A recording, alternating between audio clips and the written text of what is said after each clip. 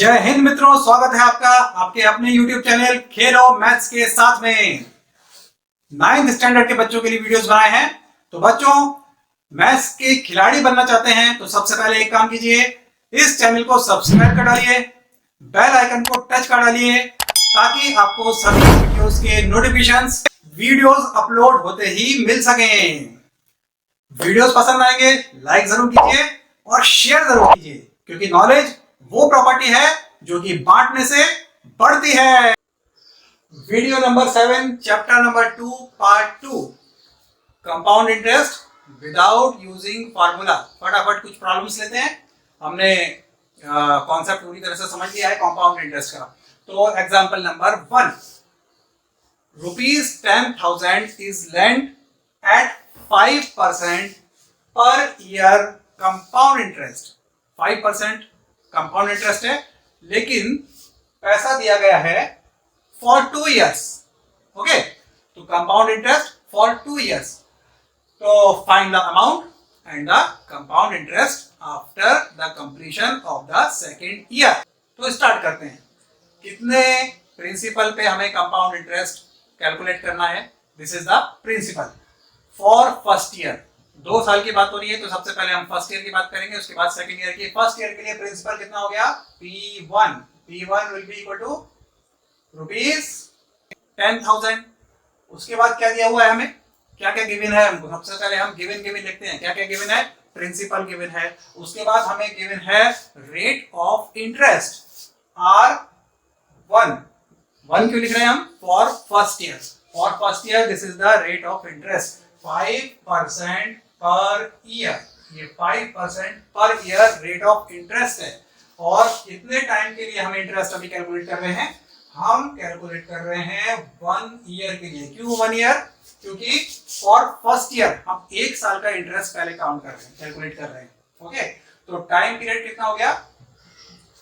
1 year. बस formula लगाना है और हमें इंटरेस्ट कैलकुलेट कर लेना है। तो compound interest for first year क्या है हमारा formula? P1 into R1 into T1 divided by 100। Okay, तो इसकी वैल्यूज फटाफट पुट अप करेंगे और हम कैलकुलेट कर देंगे।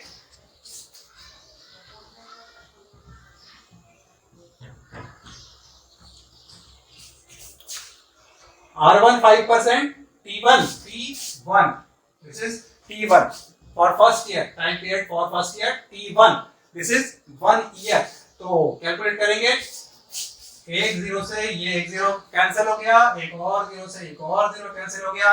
100 को 5 से मल्टीप्लाई करेंगे, 500। दिस इज द क्या हो गया? ये 500 रुपीज क्या आ गया?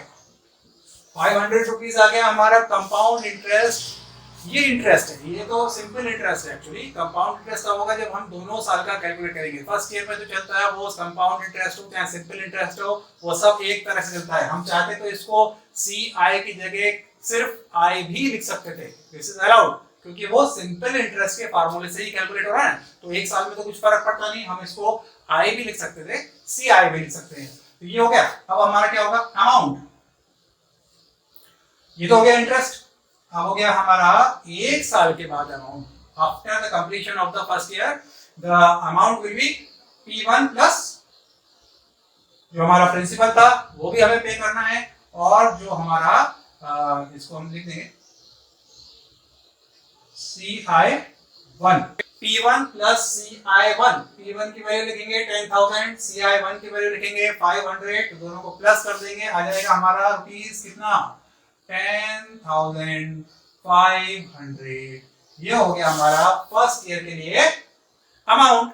तो अब जो फर्स्ट ईयर के बाद हमें अमाउंट पे करना था, कंपनी ने माना, यानी कि जो लेंडर है उसने माना कि वो हमने पे कर दिया, और फिर वो पूरा अमाउंट यानी कि 10,500 उसने फिर से हमको लोन दे दिया फॉर नेक्स्ट ईयर, एक और साल के लिए। तो अब जो हमारा प्रिंसिपल बन गया वो बन गया 10,500। नाउ फॉर सेकेंड ईयर,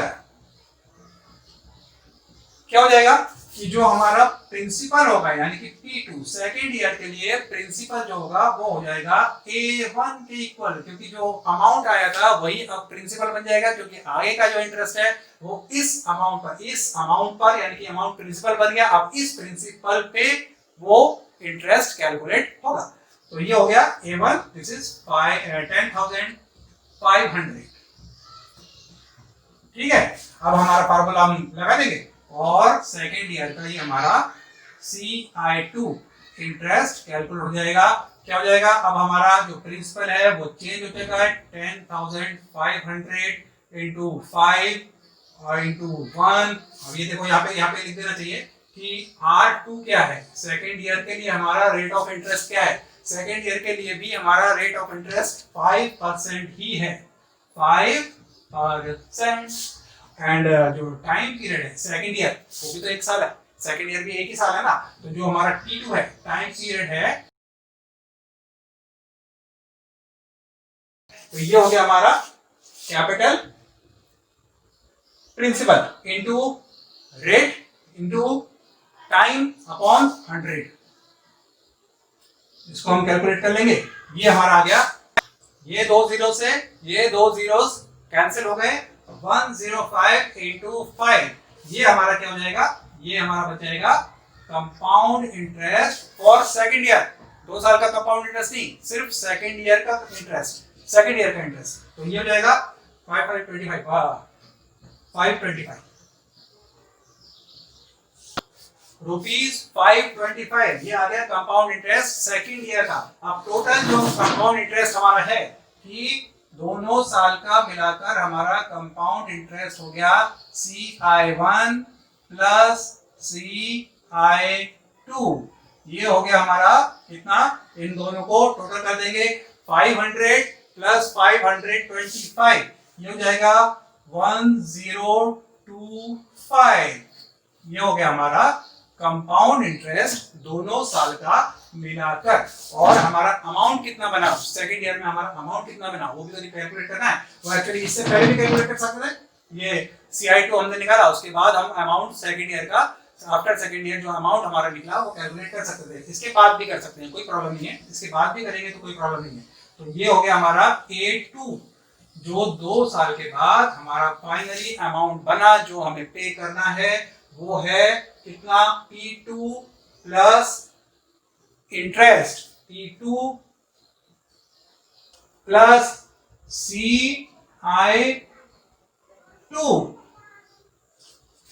सिर्फ दूसरे साल का इंटरेस्ट, क्योंकि पहले साल का इंटरेस्ट तो हम ऐड कर चुके हैं, वो ऐड करने के बाद ही हमारा P2 आया था। अब हमें कैलकुलेट करना है amount after the completion of the second year. तो हमें P2 में तो वो आ गया, पहले साल का इंटरेस्ट तो उसमें आ चुका है। अब एक और साल का इंटरेस्ट, इसलिए हम सिर्फ CI2 इसमें ऐड करेंगे। इसमें पूरा CI, पूरा कंपाउंड इंटरेस्ट दोनों साल का मिलाकर नहीं ऐड करेंगे, क्योंकि 1 साल का इंटरेस्ट तो इसमें ऐड हो चुका है, एक और साल का इंटरेस्ट हमें यहाँ पे ऐड करना है। और ये हमारा बच जाएगा A2, इसकी वैल्यू हमारी आ जाएगी 11025। 10,000 तो ये था ही, 10,000 में 1,025 रुपीज ऐड हो गए, हो गया 11,025 रुपीज। ये हो गया हमारा फाइनल अमाउंट। अब हम कुछ और एग्जांपल लेंगे। ये सबसे सिंपल एग्जांपल था, इसमें कुछ नहीं था, सिर्फ सीधे सीधा एक प्रिंसिपल था, सीधा सीधा एक रेट ऑफ इंटरेस्ट था और 2 साल के लिए अमाउंट और इंटरेस्ट, कंपाउंड इंटरेस्ट कैलकुलेट करना था। अब थोड़ा सा ट्रिकी सवाल लेते चले जाएंगे। इसके बाद जो नेक्स्ट सवाल आएगा उसमें थोड़ी सी ट्रिक लगेगी, उसके नेक्स्ट सवाल आएगा थोड़ी सी और ट्रिक लगेगी। तो धीरे धीरे करके हम और एग्जांपल्स को लेते हैं। Find the amount and compound interest eight 8% per annum after 1 year. तो 1 ईयर तक तो ठीक है, तो आफ्टर 1 ईयर। लेकिन चेंज क्या है, नई बात इसमें क्या हो गई, if interest being compounded half yearly, तो समथिंग इज डिफरेंट। तो क्या डिफरेंट है, देखो ये आधे साल में यानी कि हाफ ईयर में जो इंटरेस्ट है वो कंपाउंड हो रहा है। ओके, तो इसमें चेंज क्या हो गया, प्रिंसिपल क्या हो गया, सबसे पहले हम जैसे 1 ईयर के लिए कैलकुलेट करते थे, अब 1 ईयर के लिए नहीं कैलकुलेट करेंगे, हाफ ईयर के लिए कैलकुलेट करेंगे, क्योंकि हाफ ईयर के बाद हमारी सारी कहानियां जो है चेंज हो रही हैं। तो प्रिंसिपल तो हो गया सबसे पहले हाफ ईयर के लिए, पहले पीरियड के लिए, इसलिए हमने यहाँ पे 1 ही लिखा है कि 1 का मतलब ये फर्स्ट ईयर नहीं होता है, 1 का मतलब फर्स्ट पीरियड होता है।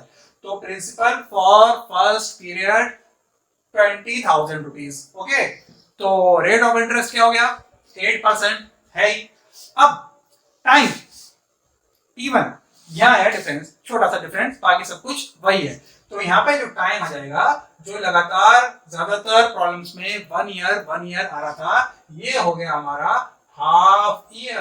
बस, बाकी कुछ नहीं है। बाकी प्रॉब्लम वैसी की वैसी है, फार्मूला लगाइए, कैलकुलेट कर डालिए।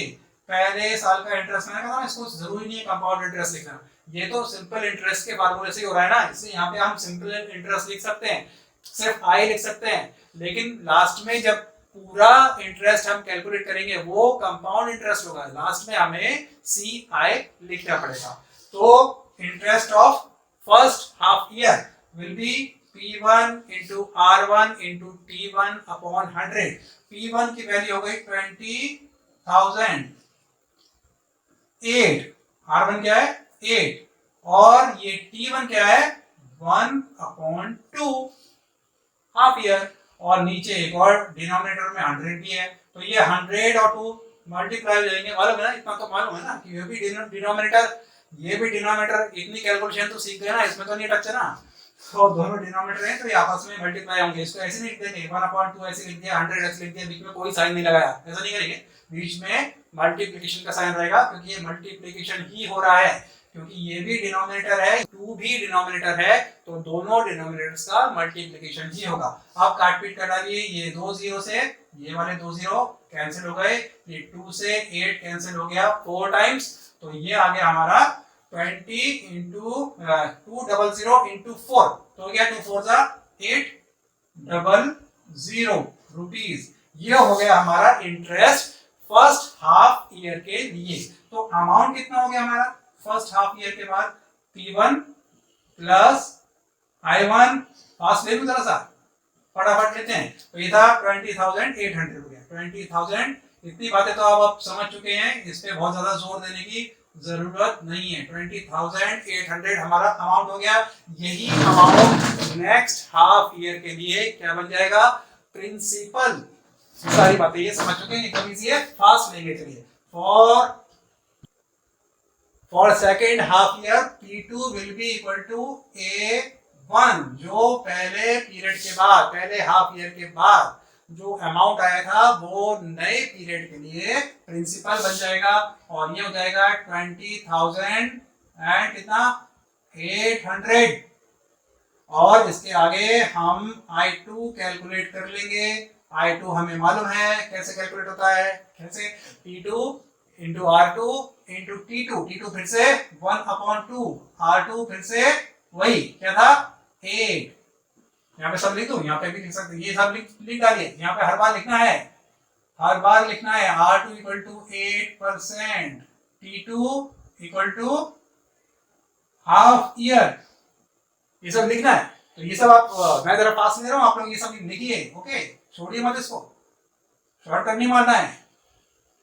और कोई भी प्रॉब्लम सॉल्व करते वक्त थोड़ा सा सिस्टमेटिकली लिखना भी सीखिए। अभी तक सिस्टमेटिकली लिखना उस हिसाब से मैंने सिखाया नहीं है। वैसे एक आध प्रॉब्लम ऐसी होगा जिसमें पूरी तरह से किस तरह से हम एक प्रॉब्लम को सॉल्व करते वक्त पेपर पे प्रेजेंट करेंगे, ये पूरी तरह से एक बार लिखना है। ये सब बताना पड़ता है। ये I1 हमने किसको एज्यूम किया है, किसका नाम हमने I1 रखा है, किसका नाम हमने T1 रखा है, किसका नाम हमने P1 रखा है, ये सब हमें लिखना पड़ता है। सिर्फ इस चैप्टर में नहीं, किसी भी चैप्टर की कोई भी प्रॉब्लम सॉल्व करते वक्त हमें ये बताना पड़ता है, हर चीज लिखनी पड़ती है कि हम अगर कोई नाम किसी का रख रहे हैं, किसी का नाम X रख रहे हैं, किसी का नाम Y रख रहे हैं, तो किस चीज का नाम रख रहे हैं वो हमें प्रॉपर्ली लिखना पड़ता है। एक प्रॉब्लम मैं ऐसी करके दिखाऊंगा, लेकिन बार बार हर बार अगर बोलेंगे तो वीडियोस बहुत लंबे हो जाते हैं। तो इस वीडियोस की लंबाई से बचने के लिए हमें ये शॉर्टकट मारना पड़ता है। आपको शॉर्टकट नहीं मारना है, आपको आदत डालनी है, कैसे आपको प्रॉपर्ली प्रेजेंट करने की आदत डालनी है। तो ये हो गया हमारा I2 की कैलकुलेशन निकाल लेंगे। 8 कैलकुलेट कर लीजिए, 832 रुपीज आ गया हमारा I2, यानी कि दूसरे पीरियड के इंटरेस्ट, 2 साल का नहीं, दूसरे पीरियड का। ये टोटल 1 साल का इंटरेस्ट हो जाएगा। कैसे हो जाएगा? जो पहले हाफ का इंटरेस्ट और दूसरे हाफ का इंटरेस्ट ऐड करके, पहले हाफ ईयर दूसरा हाफ ईयर। लेकिन अभी हम पहले कैलकुलेट करेंगे क्या, अमाउंट पहले कैलकुलेट कर लेते। चलिए, तो सेकेंड पीरियड के बाद जो हमारा फाइनल अमाउंट बना, जो लेंडर को पे करना है वो कितना बना कि हो गया अपना P2 जो था P2 प्लस I2, तो P2 प्लस I2 की वैल्यूज पुट अप करके उसकी वैल्यू हम कैलकुलेट कर लेंगे कि फाइनल अमाउंट हमारा कितना बना हमारा 21,000 कितना होगा 21,632 ये हो गया हमारा final amount to be paid after 1 year. और हमारा जो अब लिखेंगे हम देखिए अब यहाँ पे हम CI की जगह सिर्फ I नहीं लिख सकते, ये टोटल कंपाउंड इंटरेस्ट हमारा हो गया I1 प्लस I2 करके भी कैलकुलेट कर सकते हैं, या फिर जो फाइनल अमाउंट है उसमें से हम ओरिजिनल प्रिंसिपल माइनस करके भी कर सकते हैं। क्या था हमारा original principal A2 minus P1, तो 20,000 इसमें से हमने माइनस कर दिया, ये हो गया हमारा 1632 रुपीस। इजी है, एकदम इजी है, रुपए पैसे का खेल है, एकदम से इजी लगते हैं। और इसके बाद ये थोड़ा सा इसमें चेंज क्या था, इसमें सिर्फ एक चेंज था कि पीरियड का चेंज था। ये जो एक साल 1 ईयर लेके चल रहे थे, ये हाफ ईयर में हमारा पीरियड चेंज हुआ, इसलिए टाइम हमारा यहाँ पे हाफ ईयर हो गया। बाकी एकदम सिंपल है। इसके आगे कुछ और एग्जांपल्स लेते हैं फ्रेश बोर्ड पे। Next example, find the compound interest correct to the nearest rupee. ये नया टर्म कहां से आ गया, correct to the nearest rupee. ये कोई खास नहीं है, सिर्फ टर्म नया है, जब सॉल्व करूंगा तो पता चलेगा इसका मीनिंग कुछ खास नहीं है, ठीक है। ऑन मतलब इसमें कुछ नया कुछ करना नहीं है। Nearest to the correct to the nearest rupee on rupees 1,800, ये तो हो गया हमारा प्रिंसिपल, कुछ नया नहीं है। फॉर 2.5 इयर्स, इसमें भी कुछ नया नहीं है। एट 5% पर ईयर, नया क्या नहीं है इसमें, इसमें 2.5 इयर्स है, तो पहला पीरियड जो लेंगे वो 1 ईयर का लेंगे, दूसरा पीरियड लेंगे वो भी 1 ईयर का लेंगे, जो तीसरा पीरियड लेंगे वो हाफ ईयर का लेंगे। तो फर्स्ट प्रॉब्लम जो ली थी और जो सेकंड प्रॉब्लम ली थी, ये दोनों का मिला जुला है थर्ड प्रॉब्लम, बाकी इसमें नया कुछ भी नहीं है। तो फॉर फर्स्ट ईयर क्या होगा, प्रिंसिपल 1 हो जाएगा, क्या 1,800। उसके बाद R1 क्या हो जाएगा 5%, हर साल 5% ही है, क्योंकि पर ईयर लिख दिया तो rate of interest her period में 5% ही रहने वाला है। T1 हो गया 1 ईयर, फटाफट कैलकुलेट कर देंगे, मैं फार्मूला नहीं लिख रहा हूँ, आप अब ये फास्ट हो जाइए इस काम में, ठीक है। फटाफट 1800 इंटू 5 इंटू 1%, 2 जीरो से 2 जीरोस कैंसिल हो गए, ये हो गए ₹90, 18 5 90। और A1 क्या बन गया हमारा, पहले पीरियड के बाद जो हमारा अमाउंट बना वो हो गया 1800 प्लस 90, ये हो गया ₹1890। सिंपल। अब यही सेकंड पीरियड के लिए क्या होगा, सेकंड ईयर ही सेकंड पीरियड है, तो इसमें क्या हो जाएगा हमारा P2 इक्वल टू हो गया A1। अब ये बातें तो आप समझ गए, बार बार एक्सप्लेन करने की जरूरत नहीं है कि A1 इक्वल टू P2 कैसे हो गया। जो अमाउंट बन गया आगे का इंटरेस्ट उस पे काउंट होगा, तो ये हो गया ₹1,890। R2 उतना ही है 5%, T2 इक्वल टू फिर से 1 ईयर। अभी हमारा कैलकुलेट हो गया I2 हम इसी तरह से कैलकुलेट कर लेंगे 18, ये आ गया ₹94.5। अब हो गया हमारा A2 will be P2 plus I2, interest add कर दिया हमने प्रिंसिपल में, तो आ गया हमारा अमाउंट आ गया। वैल्यूज पुट अप करके अमाउंट कैलकुलेट करेंगे 1,984 रुपीस एंड 50 पैसे। 0.5 मींस 50 पैसे, 5 पैसे नहीं 50 पैसे, क्योंकि 0.5 का मतलब 0.50 है। 50 पैसे हो गए। ये 2 पीरियड्स का काम हो गया। कौन से दो पीरियड्स, दोनों पीरियड्स 1 ईयर के थे। 1 ईयर प्लस 1 ईयर हो गए 2 ईयर। 2 ईयर्स तक तो हम पहुंच गए। अब हमारा रह गया सिर्फ हाफ ईयर। ये क्या है 0.5, 2 ईयर्स 5 मंथ्स। क्या है 2.5 इयर्स मतलब 2 ईयर्स 5 मंथ्स नहीं, this is 2 years 6 months. 0.5 means ये हाफ ईयर है। हाफ का मतलब 0.5 होता है, तो ये इसको 2 ईयर्स एंड 5 मंथ्स मत समझ लीजिए। ये है 2 ईयर्स एंड 6 मंथ्स। 2.5 मतलब हाफ ईयर। ये 2 एंड हाफ ईयर। तो थर्ड पीरियड जो हमारा हो गया थर्ड हाफ ईयर, यहां पे लिखेंगे थर्ड हाफ ईयर। क्या क्या हो जाएगा फटाफट?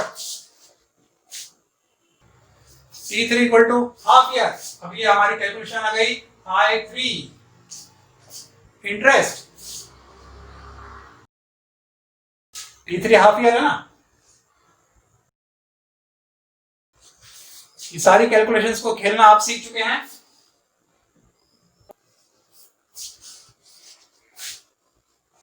₹49.6125।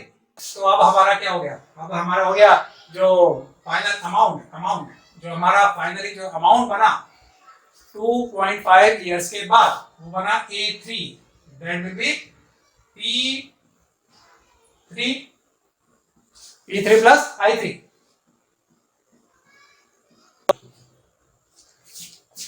ये अमाउंट हमारा बना 2034 11.25 पैसे। 2034 रुपीज 0.1125 का मीनिंग क्या है? 2034 रुपीज 11.25 पैसे। तो इतने छोटे छोटे जो पैसे हैं वो नहीं लेने हैं। क्यों नहीं लेने हैं? तो this will be nearest to the, अभी क्या कहा था? Correct to the nearest rupee. Rupee के नियरेस्ट हमें वैल्यू लिखनी है। ये जो छोटे मोटे पैसे वैसे हैं ये लिखने। अगर ये पैसे 50 पैसे आते या 50 पैसे से ज्यादा आते फाइनल आंसर में तो हम नेक्स्ट लेते। अब इसको हम लिखेंगे इक्वल टू रुपीज कितना, ये इक्वल टू का जो इस तरह का साइन होता है अप्रोक्सीमेटली इक्वल टू।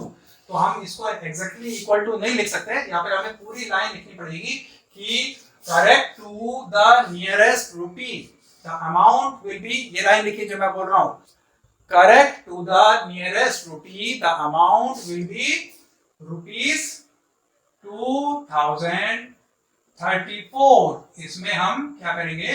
जो पैसे हैं वो छोड़ देंगे। अगर ये 50 पैसे या 50 पैसे से ज्यादा आते तो ये हो जाता 2035 रुपीज। नेक्स्ट लिख देंगे वहां पे। तो जो छोटे पैसे हैं उनको छोड़ देंगे और अगर वो 50 पैसे या 50 पैसे से बड़े होते हैं तो उसको हम 1 रुपी मान के इसमें ऐड कर देंगे 4 में। ठीक है, तो हो जाएगा 2035 रुपीज हो जाता अगर 50 पैसे होता, ये 50 पैसे से ज्यादा होता। तो ये हो गया 50 पैसे से कम है इसलिए 2034 रुपीज। यही नया है, इसमें नया टर्म यही था। उसका मीनिंग बताने के लिए ये सवाल किया, बाकी इस सवाल में नया कुछ भी नहीं है। अब हमारा कंपाउंड इंटरेस्ट आ गया, सारे इंटरेस्ट को ऐड करके या फिर A3 माइनस P1 करके ये हमारा इंटरेस्ट आ जाएगा। तो ये हमारा आ गया, ये भी इंटरेस्ट में कोई कहानी है, करेक्ट टू द नियरेस्ट रुपी वाला। तो क्या हो गया? ये आएगी, इसकी वैल्यू तो आती है कितनी? वैल्यू तो आती है 234.11 ये ना 25। लेकिन जब हम करेक्ट टू द नियरेस्ट रुपी करेंगे तो इसकी वैल्यू हो जाएगी रुपीज कितनी? 234। ये हमारा इंटरेस्ट आ गया। तो अब ये इस सवाल में भी कुछ खास नहीं था, तो बस एक नए नए कुछ ना कुछ एक एक टर्म आ जाते हैं। ये कॉन्सेप्ट में तो कुछ खास नहीं है, कॉन्सेप्ट तो पूरी तरह से क्लियर हो चुका है। बस जो प्रॉब्लम्स आएंगी वो अलग अलग लैंग्वेजेस में आएंगी, अलग अलग टर्म्स उसमें डाल देंगे तो हर टर्म से आप फैमिलियर हो जाएं, इसलिए ये अलग अलग प्रॉब्लम्स ली जा रही हैं। किसी किसी प्रॉब्लम में कुछ कुछ ट्रिक्स आएंगी। लेते हैं नेक्स्ट एग्जांपल। नेक्स्ट एग्जांपल ये ओमकार है। क्या काम किया है इस आदमी ने? Omkar borrows ₹24,000 at 10% simple interest. तो बड़ा ही होशियार आदमी है। वैसे मैं बदमाश आदमी बोलने वाला था, लेकिन आप लोगों में से किसी का नाम ओमकार होगा तो बेकार में मेरे ऊपर केस वेस डाल दोगे। तो होशियार आदमी है। क्या काम किया उसने? 10% सिंपल इंटरेस्ट पे किसी एजेंसी से, किसी फाइनेंस एजेंसी से उसने लोन लिया। ओके, और क्या किया? Immediately invest the money at 10%, same rate 10% but compound interest. तो लिया तो उसने सिंपल इंटरेस्ट के ऊपर पैसा, तो जो वो चुकाएगा तो सिंपल इंटरेस्ट के हिसाब से चुकाएगा। अब उसने किसी और को दे दिया कंपाउंड इंटरेस्ट पे, जो कि कंपाउंडेड हाफ ईयरली, एक आधे साल के बाद जो कंपाउंड हो रहा है, जिसका पीरियड है हाफ ईयर के बाद कंपाउंड हो रहा है। हाफ ईयर के बाद जो अमाउंट बन रहा है फिर आगे का इंटरेस्ट उस अमाउंट के ऊपर लागू होगा। तो ये तो आप अब तक समझ ही चुके हैं कि कंपाउंड इंटरेस्ट कभी भी सिंपल इंटरेस्ट से ज़्यादा होता है। ले रहा है वो सिंपल इंटरेस्ट पे, यानी कि उसको जब चुकाना है तो सिंपल इंटरेस्ट चुकाना है, और जब उसको जो उसकी इनकम होगी वो कंपाउंड इंटरेस्ट से होगी। तो how much money will he gain in 1 year, 1 साल के बाद क्या होगा कि उसके जो इंटरेस्ट में डिफरेंस आएगा, उसने जो इंटरेस्ट उसको जो मिला वो ज़्यादा होगा क्योंकि वो कंपाउंड इंटरेस्ट मिला, और जो इंटरेस्ट उसको देना है वो होगा कम। तो हम इसको सिंपली कैलकुलेट करेंगे। मैंने कैलकुलेट करके रख लिया टाइम बचाने के लिए, फटाफट मैं इसको एक्सप्लेन कर देता हूँ क्योंकि कॉन्सेप्ट वही है, बार बार उसी सेम तरह की कैलकुलेशंस आ रही हैं, तो इसमें बार बार लिखने में जो टाइम जाता है वो बच जाएगा। सिंपल इंटरेस्ट वाली कैलकुलेशन सबसे पहले लेते हैं कि ओमकार को जो पैसा चुकाना है, तो क्या हुआ, P principal 24,000, R 10%, 1 year, period कितना है 1 ईयर, क्योंकि पूरे साल में इंटरेस्ट वही रहेगा क्योंकि सिंपल इंटरेस्ट है। अब इंटरेस्ट का फार्मूला लगा दिया, 24,000 इंटू 10 इंटू 1 अपॉन 100, कैलकुलेशन लगा के आ गया ₹2,400। 2,400 तो इंटरेस्ट मिल गया उसको, इंटरेस्ट बिल नहीं गया, इंटरेस्ट उसको चुकाना है। अब उसको अमाउंट कितना चुकाना है, इंटरेस्ट के साथ साथ कैपिटल भी चुकाना है ना, प्रिंसिपल, तो प्रिंसिपल प्लस इंटरेस्ट, ये अमाउंट उसको चुकाना है 20,000 प्लस 2,400, ये हो जाएगा 26,400। The money he has to return, ये मनी उसको एजेंसी को रिटर्न करनी है, तो वाला मनी निकल गई। अब कंपाउंड इंटरेस्ट जो उसको मनी मिलने वाला है, जो पैसा उसको मिलने वाला है वो कैलकुलेट करेंगे कंपाउंड इंटरेस्ट से। हाफ ईयर में कंपाउंड हो रहा है, तो पहला पीरियड कितना हो गया, हाफ ईयर, तो हाफ ईयर में प्रिंसिपल क्या हो गया, पहला प्रिंसिपल फर्स्ट प्रिंसिपल 24,000 से 10% इंटरेस्ट रेट, और जो पीरियड हो गया, जो टाइम हो गया वो हाफ ईयर हो गया। अब ये I1 जो पहले हाफ ईयर का जो इंटरेस्ट हमने कैलकुलेट कर लिया, ये हो गया ₹1,200। तो जो अमाउंट कैलकुलेट हुआ इंटरेस्ट में ऐड कर दिया प्रिंसिपल, फर्स्ट हाफ की बात हो रही है, तो A1 equal to P1 plus I1 ₹25,200। तो ये अमाउंट उसको 6 मंथ्स में उसका बन गया। अब जो आगे का जो इंटरेस्ट लागू होगा वो इस अमाउंट पे होगा, तो वो प्रिंसिपल बन जाएगा। सेकेंड हाफ ईयर में क्या होगा, ये जो A1 था वो प्रिंसिपल बन गया, मालूम है आपको 25,200। R2 से में रेट ऑफ इंटरेस्ट तो वही चल रहा है, और जो पीरियड है वो आगे का कितना बचा, हाफ ईयर तो हो चुका, हाफ ईयर और बचा। फिर से हमने फार्मूला लगा दिया इंटरेस्ट का, तो हो गया 25,000। इस बार कैपिटल चेंज है, इस बार प्रिंसिपल चेंज हो चुका है। 25,200 इंटू 10 इंटू 1, ये कैलकुलेशन लगाने के बाद जो हमारा इंटरेस्ट कैलकुलेट हुआ सेकेंड हाफ ईयर का, वो आया 1,260 रुपीज। अब क्या हो गया, ये A2 जो अमाउंट बना पूरे 1 साल के बाद, वो जो उसको मिलेगा, ये वो वाला अमाउंट है जो ओमकार को मिलेगा। तो ओमकार को मिलेगा P2 जो प्रिंसिपल है वो भी मिलेगा, और साथ ही साथ पूरा का पूरा इंटरेस्ट मिलेगा I2। पहला इंटरेस्ट तो मिल चुका है, I1 तो उसको मिल चुका है, I1 को ऐड करने के बाद ही हमारा P2 बना था, ठीक है। अब P2 में I2 ऐड कर दिया, ये हो गया हमारा फाइनल अमाउंट। अब ये अमाउंट उसको मिलेगा और ये अमाउंट उसको चुकाना है, दोनों का डिफरेंस निकाल लेंगे तो उसकी इनकम कितनी हुई ये पता चल जाएगा। A2 minus A, money gained by Omkar, A2 minus A। ए कौन सा, सिंपल इंटरेस्ट वाला, सिंपल इंटरेस्ट के हिसाब से जो अमाउंट निकला था। यहाँ पे हमें टोटल इंटरेस्ट कैलकुलेट करने की जरूरत नहीं है, क्योंकि जितनी बात पूछी गई है उतनी बात हमें कैलकुलेट करनी है। टोटल इंटरेस्ट हमने कैलकुलेट नहीं किया, यहाँ पे कर सकते थे 1260 में हमको ऐड करना था 1200, लेकिन जरूरत नहीं थी ना, क्योंकि हमें ये डिफरेंस करके सिर्फ हमें ओमकार ने मनी कितना गेन किया वो कैलकुलेट करना था। ये जो पैसा है A2 वो पूरा पैसा उसके पास आ रहा है, तो आ रहा है में से चुकाना है, माइनस कर दिया तो बच गया 60 रुपीज। बहुत होशियार बन रहा था, और पूरे साल में ये सब गेम करके 60 रुपीज उसने कमाया। खैर पीरियड आगे बढ़ेगा तो उससे ज़्यादा भी कमाएगा। अच्छा ये देखिए मैंने आपको समझाने के लिए कर दिया है, ये जो अमाउंट है ये अमाउंट कैलकुलेट करने की जरूरत नहीं थी। अगर हम ये टोटल इंटरेस्ट कैलकुलेट कर लेते तो इंटरेस्ट में से इंटरेस्ट भी माइनस कर सकते थे, क्योंकि अमाउंट, क्योंकि जो प्रिंसिपल है, प्रिंसिपल तो चुका नहीं है, वो तो वैसे ही आएगा और वैसे ही देना है। सिर्फ हम इंटरेस्ट का डिफरेंस भी देख सकते थे कि कंपाउंड इंटरेस्ट कितना हुआ जो उसको मिला, और इंटरेस्ट कितना हुआ जो उसको चुकाना है, वो है सिंपल इंटरेस्ट। तो इंटरेस्ट में से इंटरेस्ट अगर हम माइनस करते हैं, टोटल 1 साल के बाद मिलने वाला इंटरेस्ट और 1 साल के बाद दिया जाने वाला इंटरेस्ट, ये दोनों का अगर हम डिफरेंस ले लेते तब भी हमारा ये प्रॉब्लम इस तरह से सॉल्व हो सकती थी। 60 रुपीज़ तब भी उसकी वैल्यू आ जाएगी। तो ये हो गया हमारा एक और नए टाइप का सवाल। नया कुछ भी नहीं है, जो हमने फर्स्ट एक सबसे पहले जो कंपैरिजन दिया था, कौन सा, सिंपल इंटरेस्ट और कंपाउंड इंटरेस्ट की डेफिनेशन बताते वक्त, ये वही है और कुछ भी नहीं है। लास्ट वीडियो में, मतलब वीडियो नंबर 6 में था वो। तो अभी मजा आने लगा होगा, ओमकार जैसे और लोग भी मिलेंगे। नेक्स्ट एग्जाम्पल देखते हैं। नेक्स्ट प्रॉब्लम, अब देखिए एकदम इजी प्रॉब्लम, सिर्फ पूछने के तरीकों में कुछ शब्दों का चेंज रहेगा, बाकी कॉन्सेप्ट तो एक ही है, एक ही फार्मूले पे एक ही तरह से सारे सवाल हो रहे हैं और इसमें कुछ भी नहीं है, एक बस सिर्फ पूछने का तरीका नया है। सबसे इजी है ये। How much will be the compound interest for the second year on 10,000 rupees invested for 3 years at 10% yearly. नया क्या है इसमें, अभी जब सॉल्यूशन समझाऊंगा तो समझ में आएगा। नया इसमें कुछ भी नहीं है, नया सिर्फ एक टर्म है, सिर्फ पूछने का तरीका। फर्स्ट ईयर में क्या हुआ वही करना है, कुछ नहीं करना, फटाफट। फर्स्ट ईयर में क्या करना है, 2 साल के, देखिए 3 साल के लिए इन्वेस्ट किया गया है, 10% रेट है, कैपिटल है कितना, 10,000। तो फर्स्ट ईयर के लिए क्या हो गया, P1 हो गया 10,000, R1 हो गया, रेट रेट ऑफ इंटरेस्ट 10%। तो पहला साल है इसलिए पीरियड हो गया, टाइम हो गया 1 ईयर। तो हो गया I1 equal to this much, formula आपको पता ही है, कैलकुलेट करके आ गया हमारा 1,000 रुपीज। अब आ गया अमाउंट, अमाउंट क्या बन गया हमारा, P1 प्लस I1, कुछ नया नहीं है, अमाउंट हमारा बन गया 11,000। 10,000 में 1,000 ऐड हो गया 11,000। सेकेंड ईयर में क्या हुआ, सेकेंड ईयर में क्या हुआ, कुछ नहीं हुआ, P2 जो था वो बन गया A1, जो A1 था वो बन गया P2, जो अमाउंट था वो P2 बन गया। अब जो कैलकुलेट होगा, जो इंटरेस्ट कैलकुलेट होगा वो P2 पे कैलकुलेट होगा, तो ये हो गया 11,000। R2 जैसा है वैसा ही है 10% और T2 है 1 ईयर। अब क्या हो गया, उसके बाद देखेंगे थर्ड ईयर में क्या होता है।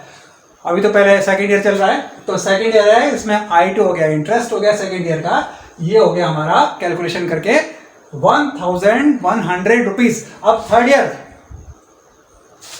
3 इयर्स के लिए इन्वेस्ट किया ना, क्या हो गया, 3 इयर्स के लिए इन्वेस्ट किया है, तो पूछा क्या है, सिर्फ उतना देखिए कि पूछा क्या है, पूछा है सिर्फ इतना कि how much will be the compound interest for the second year, वो भी सिर्फ सेकेंड ईयर, 2 इयर्स का भी नहीं पूछा।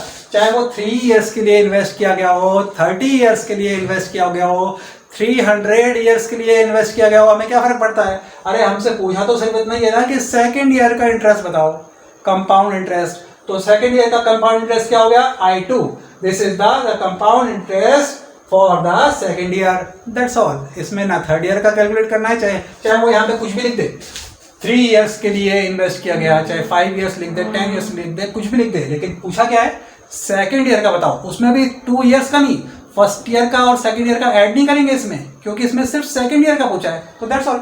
सेकेंड ईयर का I2 हो गया सेकेंड ईयर का कंपाउंड इंटरेस्ट। तो इसी तरह से ये लैंग्वेजेस अलग अलग रहेगी, अलग अलग तरीके से पूछने के तरीके रहेंगे, लेकिन कॉन्सेप्ट सिंपल सा है कि जो सिंपल इंटरेस्ट है, सिंपल इंटरेस्ट का रिपीटिशन करते जाएंगे ग्रोइंग अमाउंट के हिसाब से, जैसे जैसे हमारा कैपिटल बढ़ता जाएगा उसके हिसाब से हम कैलकुलेट करते जाएंगे इंटरेस्ट को, तो हमारा कंपाउंड इंटरेस्ट कैलकुलेट होता चला जाएगा, नया अमाउंट हमारा बनता चला जाएगा। अब देखिए इस वीडियो को हम यहाँ पर स्टॉप करेंगे और जो नेक्स्ट वीडियो है उसमें कुछ ट्रिकी प्रॉब्लम्स लेंगे। ये सब सिंपल प्रॉब्लम्स थी, अब कुछ ट्रिकी प्रॉब्लम्स लेनी है। एक प्रॉब्लम में उसमें ऐसी लेने वाला हूं कि वो अगर आपने ढंग से बार बार उसको आपको बार बार वीडियो को देखना पड़ेगा और बार बार देखकर आपने ढंग से उस प्रॉब्लम को समझ लिया, तो कंपाउंड इंटरेस्ट की इस चैप्टर की कोई भी प्रॉब्लम आपसे बच के जाने वाली नहीं है। मिलेंगे नेक्स्ट वीडियो में, चैप्टर नंबर 2 पार्ट 3 में, वीडियो नंबर 8 में मुलाकात होगी। जय हिंद।